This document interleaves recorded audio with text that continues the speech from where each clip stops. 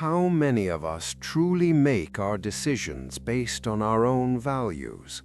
Think about your last big purchase, your last social media post, or even the way you spoke in your last meeting.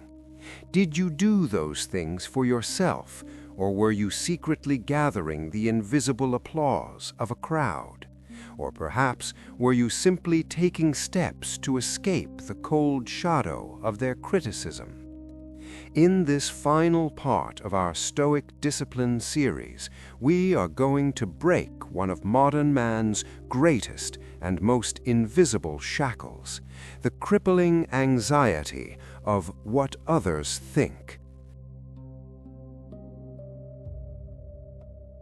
Today, we open the gates of the ultimate fortress. Welcome to the final guide in liberating yourself beyond fame, reputation, and the need for approval. In the ancient Stoic discipline, fame and reputation, much like the money we discussed before, are classified as preferred indifference. Let us be clear. Having a good name is naturally better than a bad one. It is easier to navigate society when people trust your reputation. However, for a Stoic, this can never, under any circumstances, be the foundation of your inner peace.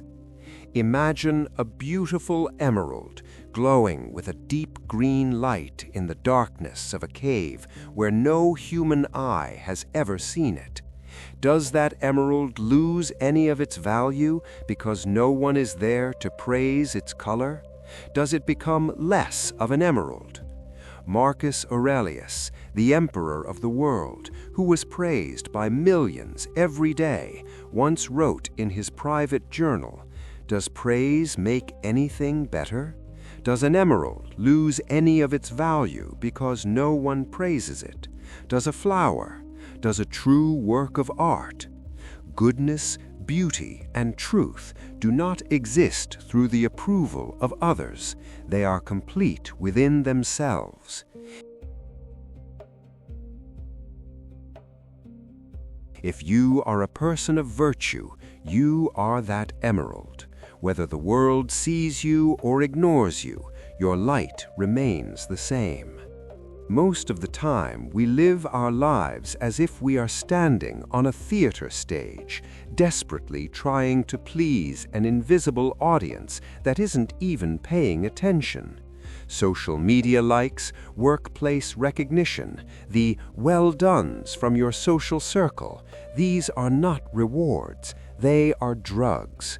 And like any drug, as the dosage increases, they become addictive. They begin to own you. They enslave you to the lips of others.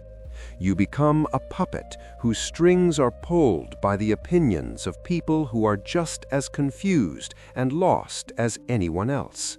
For a Stoic sage, the highest authority is not the crowd. It is your own conscience and the court of your own reason.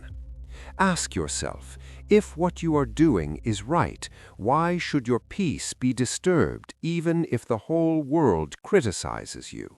Conversely, if what you are doing is wrong, all the standing ovations in the world cannot make you successful. You are the only one who has to live with yourself in the dark at night. The crowd goes home, you remain.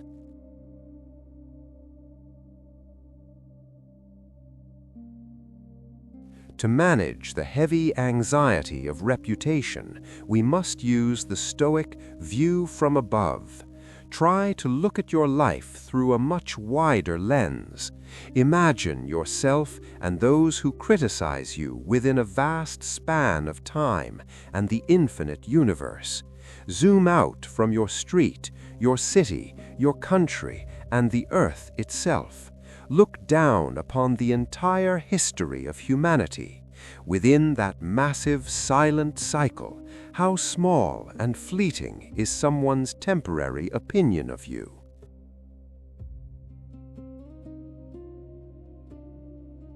The person who insults you today will be dust in 100 years.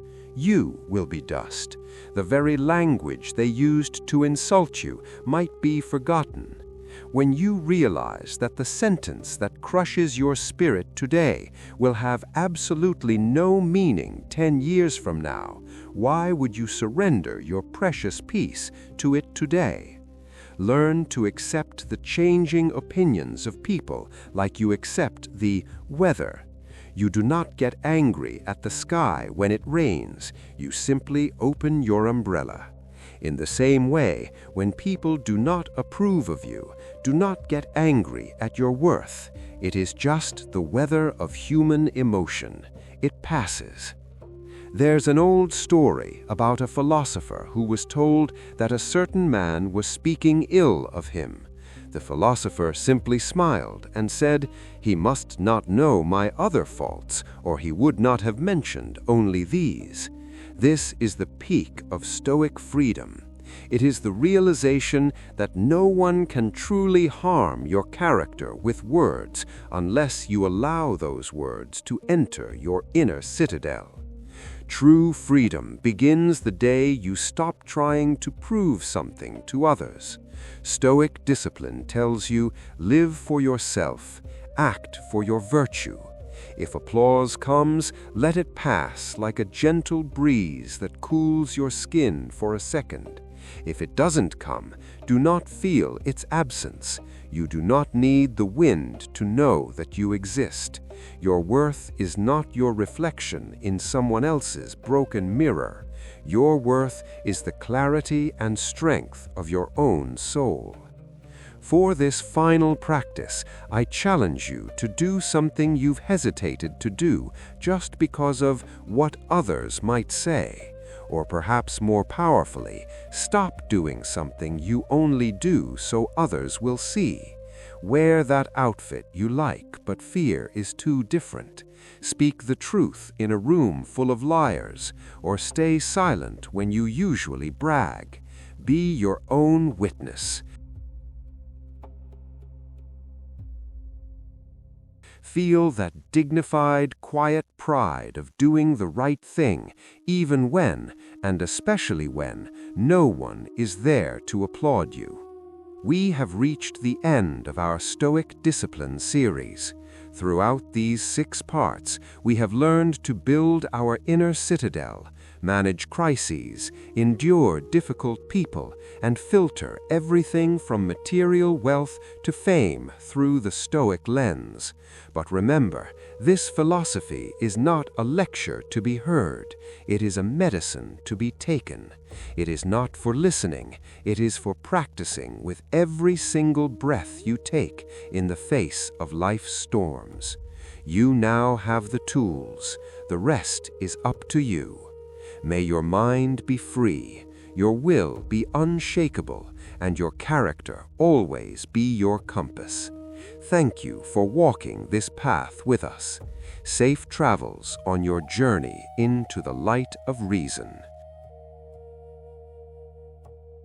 This is NeoAurelium, final transmission. Stay unshakable.